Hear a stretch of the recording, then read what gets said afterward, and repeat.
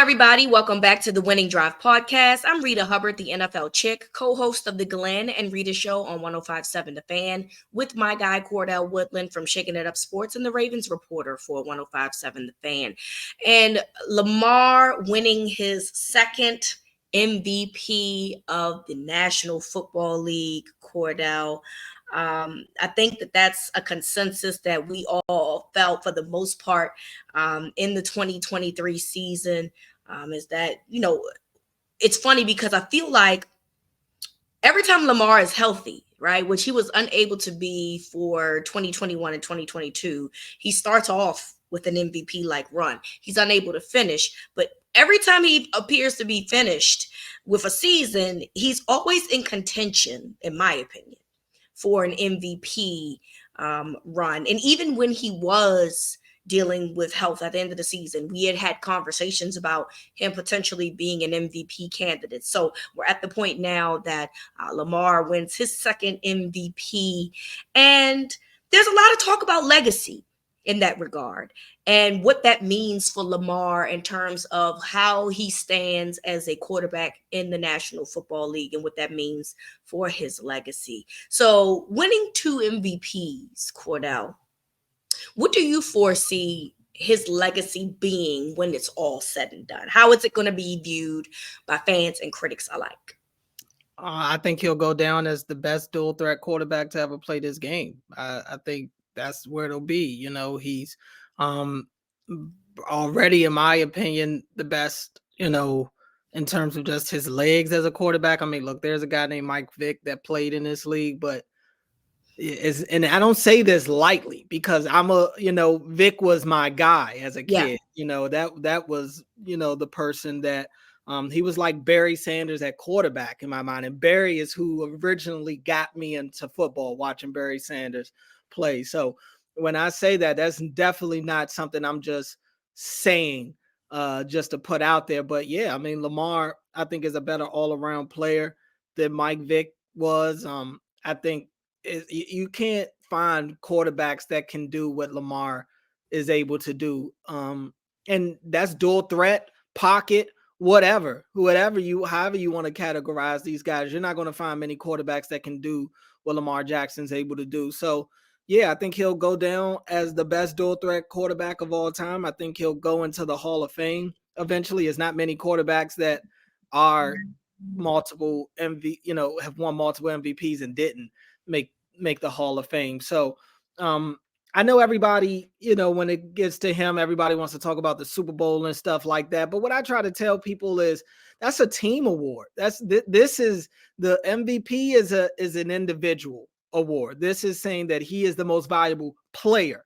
When you win a Super Bowl, you are your team is the champions of the league. So while I'm not discounting that, and while obviously I'm waiting just as much as anybody else is for Lamar to get his first Super Bowl ring, that's not a part of, this is for me. That's not an individual. That's not how I'm grading individuals. I think we live in a world now where people make rings out to be everything, and they have allowed it to impact how they view these athletes, no matter the sport, individually. But that is a team award. So individually, I think he deserves it. I think, I think he really stamped the MVP in December. When you look at the games against San Francisco, you look at the game against Miami. Yep, perfect passer rating in that game. Yep. I mean, they're just completely dominating superior opponents, and he's beating teams who have MVP candidates of their own. So, yep. Yeah, so I have no problem with Lamar winning this. He deserves it. It's a consolation prize for him. I mean, I'm sure if you ask Lamar, he'd trade both these MVPs in for a Super Bowl at this point. Nobody wants Lamar to win a Super Bowl more than Lamar does. I can assure you of that. But this is something that'll definitely, I think, take some of the pain away from what happened at the end of the postseason for him. But all in all, it's definitely deserved. Yeah, I agree with you. You brought up Michael Vick, who I think that we all When you and I are, my age and your age, we definitely grew up with Michael Vick. Vick is like more like my peer in terms of age. So I'm telling on myself here for a little bit. But I grew up watching Michael Vick coming out of college and watched him at Virginia Tech. I know what his capabilities are. He was one of the more electrifying players that I have ever seen in my life. But when you look at their statistics, and ironic that you mentioned that, because somebody actually did a side by side comparison of Lamar and Michael Vick, because there's people will be like, oh, Michael Vick was better. Did Michael Vick have a better arm, like in terms of like how strong it was? Probably, I don't know, maybe, but Lamar blows Michael Vick out of the water in essentially every important quarterback stat.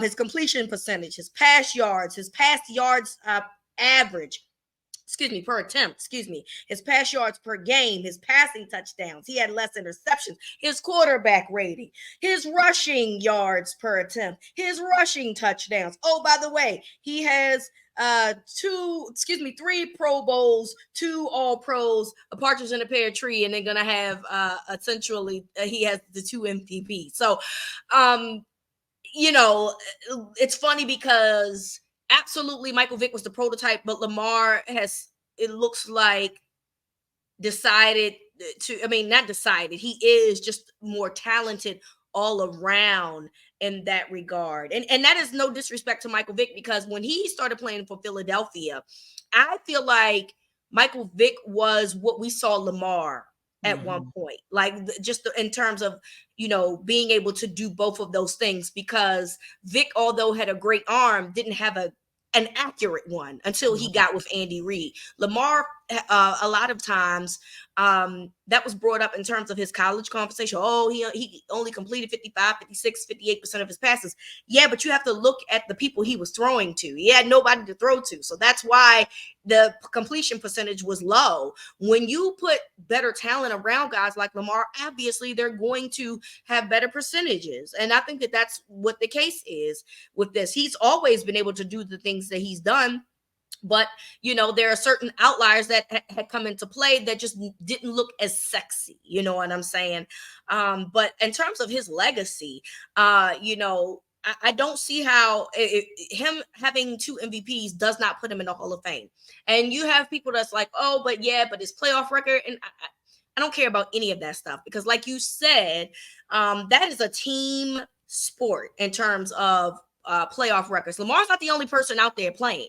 There's other people that's going to be affecting outcomes of games, and Lamar is not going to be the only one. And as unhappy I am about what we saw in the AFC Championship, like everybody else is, it doesn't take away that Lamar has played at a level that absolutely uplifts his players around him. And then you'll hear people say, oh, well, the defense was so good.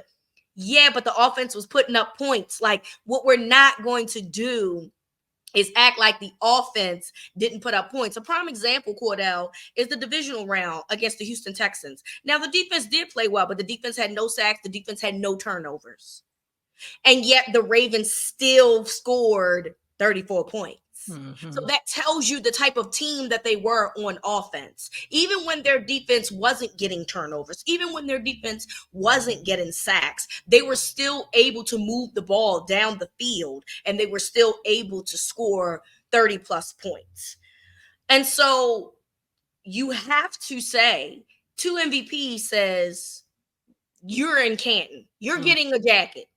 And, Lamar still has a career that is not done, that he can absolutely right the ship in terms of winning a Super Bowl. It's not like we're saying, oh, Lamar has won 2 MVPs and he's retiring. You know what I'm saying? Right. He absolutely has an opportunity to turn the narrative about his playoff, the way he plays in the playoffs, around.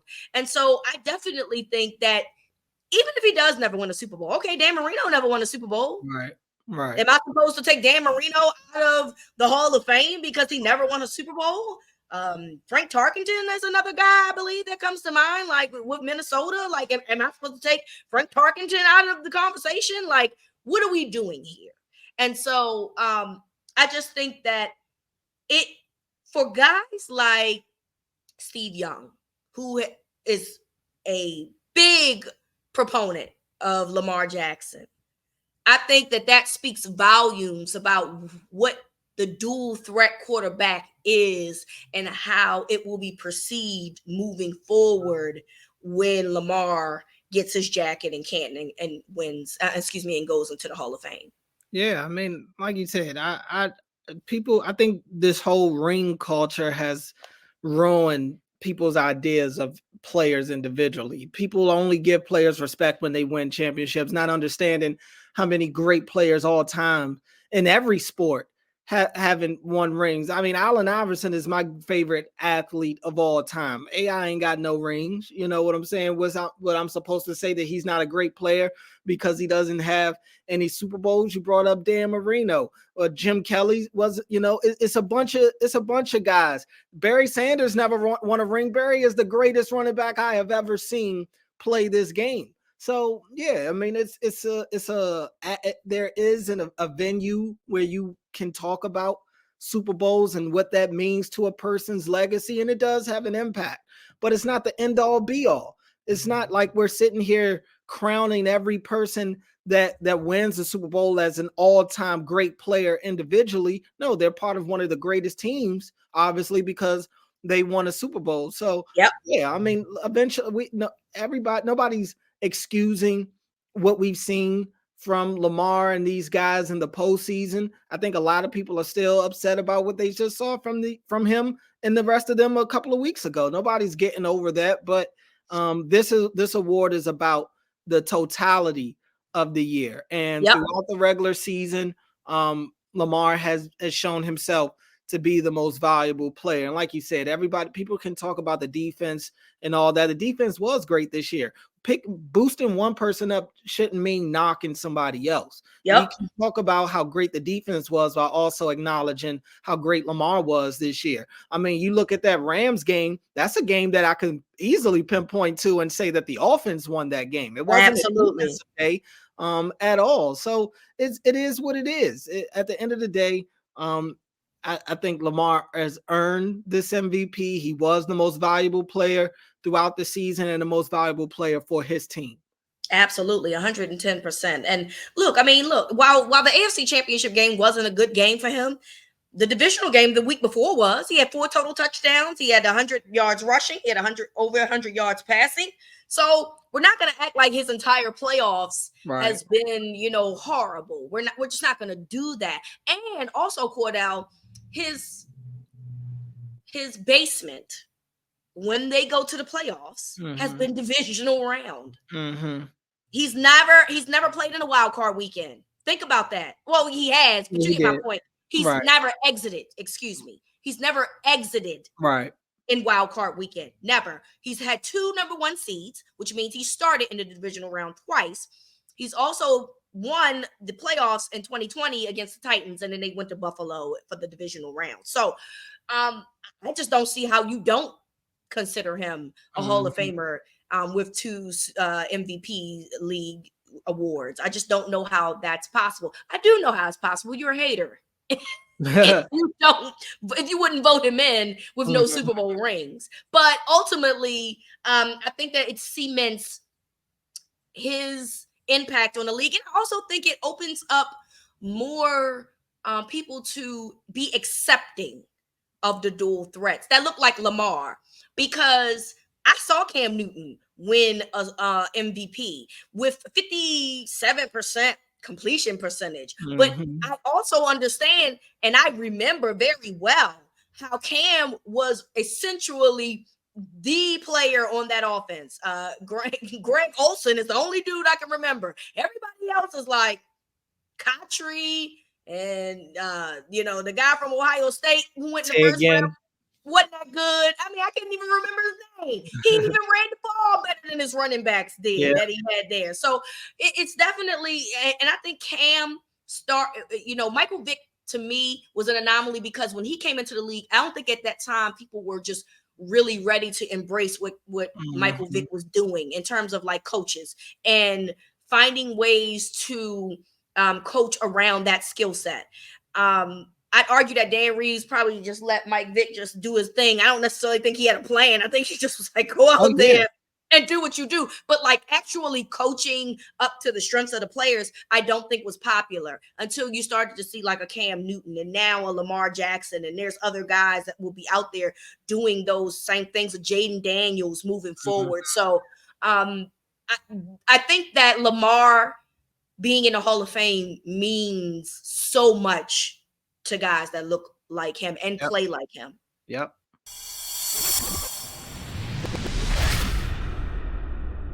All right, Cordell. So unfortunately for us and the rest of the Ravens flock, we have to watch the Super Bowl at home because the Ravens are not there to represent the AFC. So you know what that means. It's time to start evaluating needs for the draft Mhm. here. Because I don't know about you. I mean, I'm gonna watch the game, obviously, but it's gonna be noise in the background. I'm interested in the Usher Bowl, quite frankly. So you know, I've seen this matchup before. I saw it 4 years ago. I'm not interested in seeing it again. I'm not excited. I'm sorry. Kill me. I don't care. But ultimately, it is time to start looking at draft needs and what do you expect and guys in that position that you could potentially see being a Baltimore Ravens. So as we know, the Ravens have the 30th pick in the NFL draft. So who or what in terms of need do you think that the Ravens have? I think there are a couple of needs. What would be the biggest is the question. Obviously, offensive line is going to be a need. I think edge rusher is still a need because Ajabo is. I don't know how much you could depend on him, and I don't know how much you can lean on Owe to be the guy. Yeah. I also think wide receiver is still a need. You don't have anybody but Zay and Bateman on under contract right now, and I think I wouldn't be surprised if Bateman's on another team to start the next year. I could see secondary still being a need. You know, even though Brandon Stevens played very well this year, Marlon had a down year. He's not on the field a lot. Yep. I don't know how much. I don't know how the Ravens view Marcus Williams anymore going forward, considering his injury issues the last couple of years since he's been in Baltimore. Um, and running back is a sneaky need. Running back is a very sneaky need right now. They only have Justice Hill under contract. You don't know when Keaton Mitchell's going to be back, coming off of his injury. So I would right now, obviously the Ravens and most teams in the league, first round, they're going best available. Um, and for me, as I look at this team, the the biggest glaring need is probably offensive line, just because offensive line was a problem this year. What were Um, we talking? Because the interior line did its thing. Are we specifically talking about the well, tackles? well, interior is you're going to need interior as well because Zeitler's gone. Uh, Or is he? You don't think that well, he's being he might. re-signed? Well, we'll see. Okay, Zeitler, as of right now, isn't under contract. correct. He's be a free agent coming John into the new Simpson, fiscal I year. think, is Yeah. also a pending free agent as well. So those are two guards right there Okay, that you have to potentially replace. and you don't foresee them doing it with the current roster that Well, they I have? just don't know how. I don't know what those options will be. I don't know. I don't think they think the world of Ben Cleveland. Everybody keeps mentioning Andrew Voorhees, but I know it's about as much as anybody else out there would know because we haven't gotten to see him. I mean, this was a complete redshirt year for him. He didn't practice or anything like that. So I'm not right now putting him in as a starter or anything because I don't even know if the dude will be able to play next year. I don't know what to expect from Andrew Voorhees right now. Okay, So yeah, I'm of the mindset that they will, whether it's free agency and or draft, they're going to be bringing in quite a few new offensive linemen. okay, And what happens with Ronnie Stanley is still up in the air. I mean, they won't do anything with him until after June 1st anyway, because that's when they would be able to save that 15 million or something like that. That said, that the draft is going to be a big impact on Ronnie's future. If they take a tackle in the first round, That's probably a good sign that Ronnie will be gone.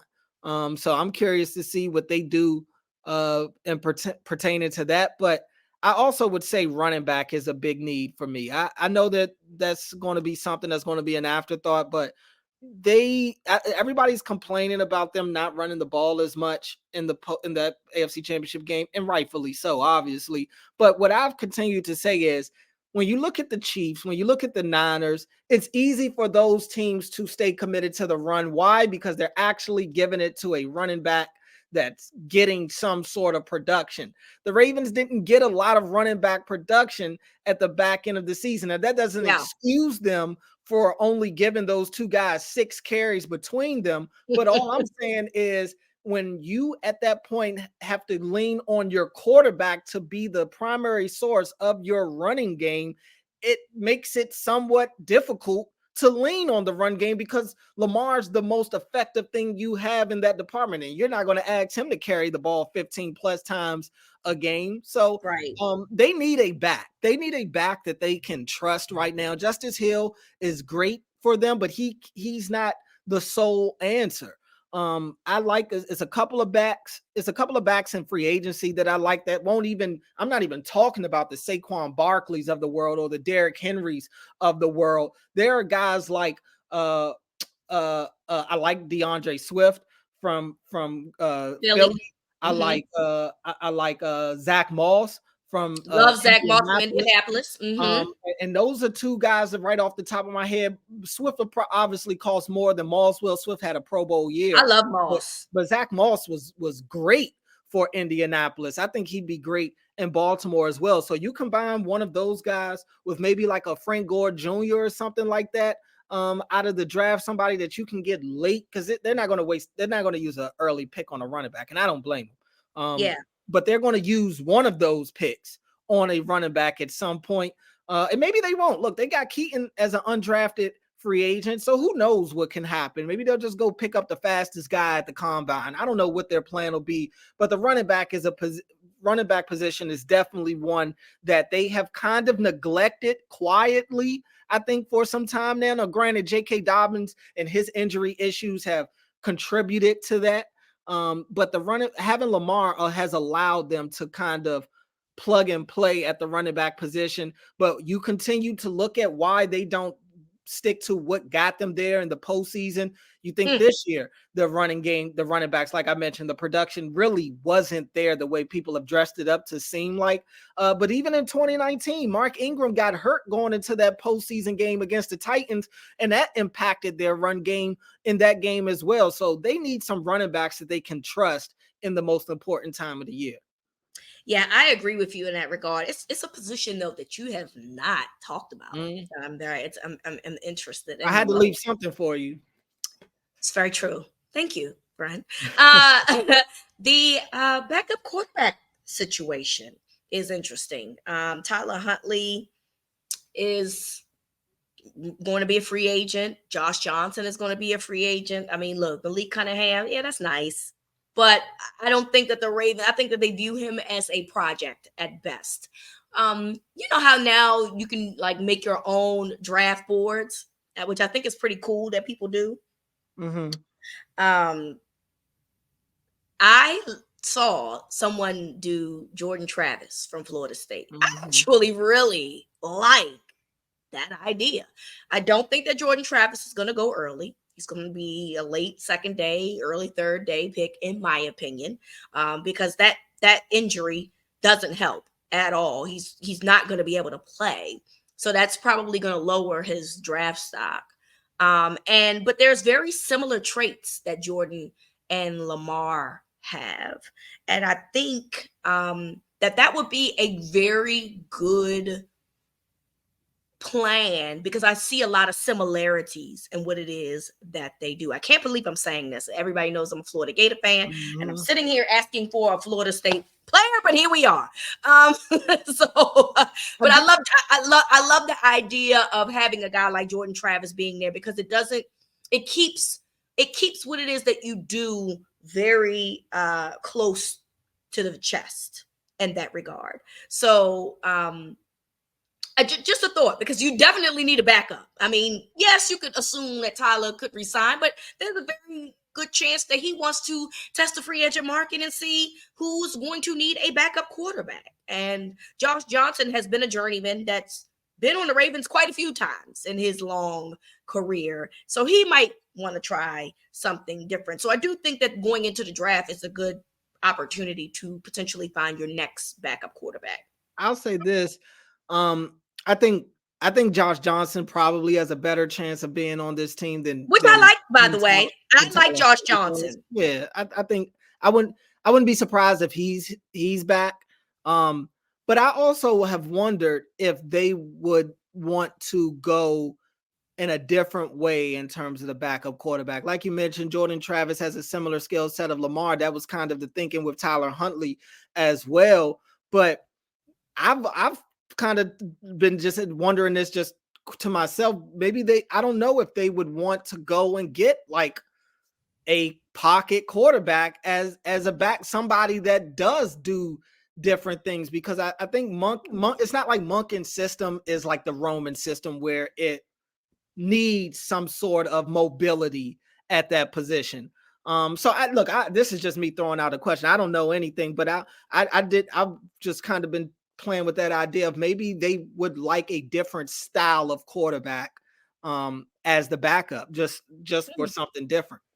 Okay, definitely not something that I thought about, because I feel like it just makes more sense to kind of go with whoever best officiates the offense that you're currently in. But definitely can see that possibility. But it's definitely something, I agree with you on all the needs that they have, but I definitely think that it's something that they have to add to their things of needs in terms of the draft is concerned. So we only got a couple of months away. Draft will be here before you know it, end of April, and we'll get to evaluate pretty soon who the Ravens choose to the draft. And I believe they have a couple of compensatory picks too, as a result from players leaving and going into free agency. So they'll be able to add more into their picks just due to volume. So it'll be interesting to see how that goes.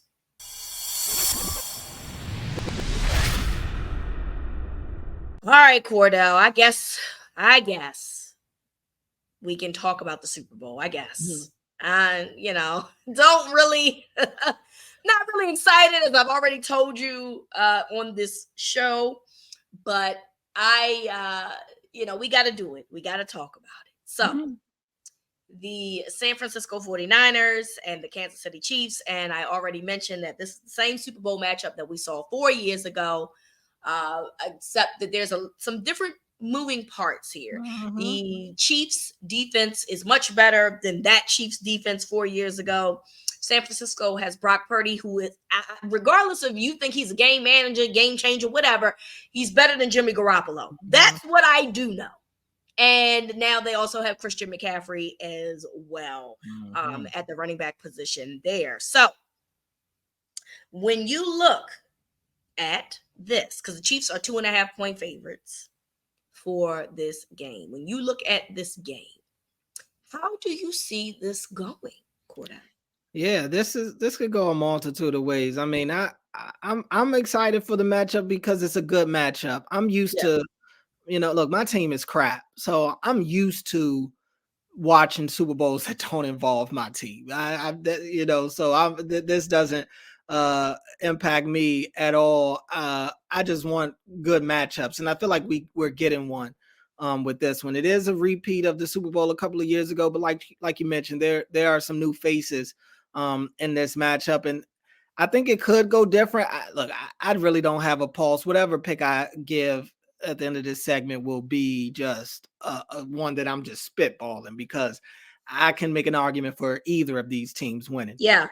I think the Niners are the better team overall.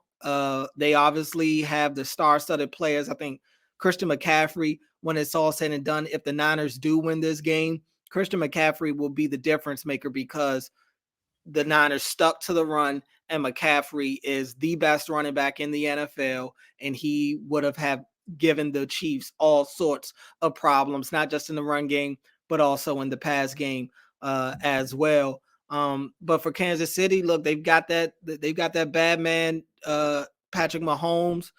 Travis Kelce, I think, has almost gotten rejuvenated in the postseason. He looks like the Travis Kelce we're used to seeing. So I do expect it to be a really good matchup. You mentioned the Chiefs defense, which has been really good. It's been elite this year. The Niners defense is good in their own right. I have a sneaky feeling that this won't go the same way that it went in 2019 when these two teams met, and the Chiefs won. I do have a feeling that the Niners will win this game, but I just cannot get myself to pick against Mahomes and those dudes. So I'm going to pick the Chiefs right now, even though something's just telling me that Christian McCaffrey is going to take over this game. And if he does and the Niners win, he's my Super Bowl MVP pick in this one. I kind of do want McCaffrey to win Super Bowl MVP, just because I feel like the running back position has always been like my favorite position. Like I mentioned before, Barry is what got me into football. So I grew up wanting to be a running back. It used to be the sexiest position, where now it's just the one you want to stay away from. Right. So I hate what the league has done to the position. I hate how they have made it seem like these guys are replaceable. No, mediocre running backs are replaceable. Not everybody's replaceable, because Christian McCaffrey isn't replaceable. And I love everything about Christian McCaffrey's game. I love the consistency that Christian McCaffrey brings. There's not many players in the NFL that every week you know exactly what you're getting from them. He's one of the few. So I am rooting for him. But something is just, I'm just scared to bet against the Chiefs at this point. I'll just say that. As you should be, because every time, you try to bet against them, they somehow find a way to win, and you're back at square one, which is, wow, I didn't see that coming. Well, you should have, because at this point, the Chiefs justify odds, because you have Patrick Mahomes, you have Travis Kelce, and you can't take those factors out of it, and they are continuously why the Chiefs are as good as they are. So I'm so hesitant here, because I want to say, oh yeah, San Francisco is loaded, because they are, but they're not invincible. You know what I mean? Well, nobody in the National Football League is, and there's that part of it too. I really would like to see Christian McCaffrey as well win the Super Bowl MVP. I really would like to see the San Francisco 49ers win, because I'm still salty about what I saw at the AFC Championship game. I'm still not over the fact that two people decided to pick on a kicker. I'm sorry. I'm not over it. And I'm never going to be over that. So as talented as Kansas City are, as better as they are on defense, and as Patrick Mahomes continues to grow his legacy, I would like to see the 49ers win this. But I'm trying to tell you, Cordell, I am here for the Usher Bowl, okay? I am trying to find out what his playlist is going to be and what songs he's going to perform, because we know he got to do songs like "Yeah" and "Oh My God," because he got to fit into the demographic. He's going to hit all the singles. But he has so many. What do we mean by that? I mean, he came out in 94. Right. He had singles in 1994. So, what does that mean for us? He can only do 15 minutes of show. So he can't give us but so much, right? So I'm sitting over here all right, yeah, oh my God, that they are staples. They got to be done. What else is he going to do? Bad He's going to do My Way. I feel like he should start with My Way. That's just me. But someone said Bad Girl is probably where he should start. I'm like, okay, you can't start with your biggest hits, which right. Everybody that has said, oh, he got to start with he got to start with Oh My God. You don't go to enough concerts for me. Okay. Well, year's an easy one to start with, just because of how the songs start. So I can see but you can't do that. You can't go it out.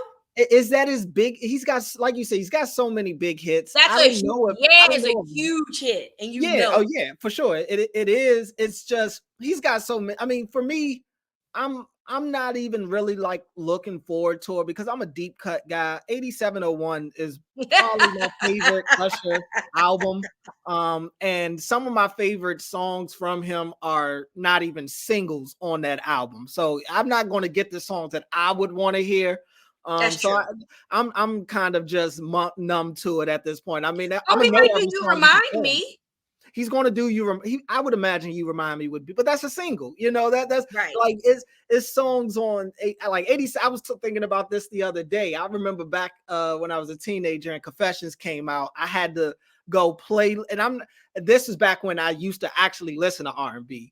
And I tried to go track for track from Confessions to 8701, trying to figure out which one was best. I was heavy into Usher at that point, but now everybody, like you said, he's going to play all the hits. I'm gonna know them all, but it's like the hits don't move me. The hits just aren't going to move me. Yeah, so I am rooting for Usher to knock it out the park, which he will, because I did go see him at the Vegas show at the residency, and it's phenomenal. He's also released He's his coming tour to dates. Baltimore too. I'm sure Yep, you'll he be there. is coming to Baltimore. He just added a second Baltimore show. So I will be seeing Usher again because it's worth it. I'm rooting for Usher to just kill it.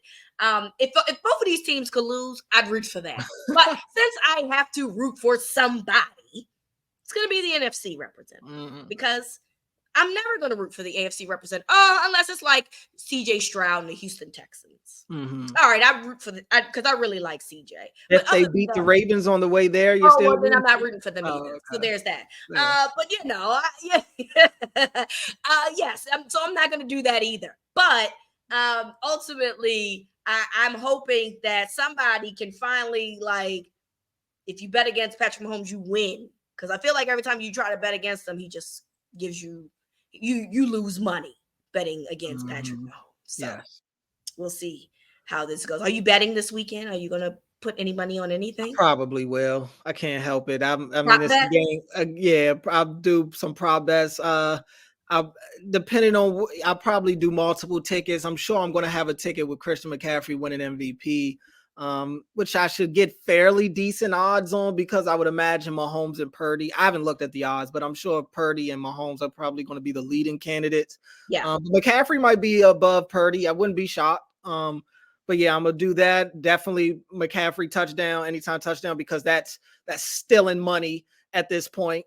And yeah, I mean, I do some Kelsey props. And I think Kittle will either or Ayuk will be the other Niner that I'm probably leaning into.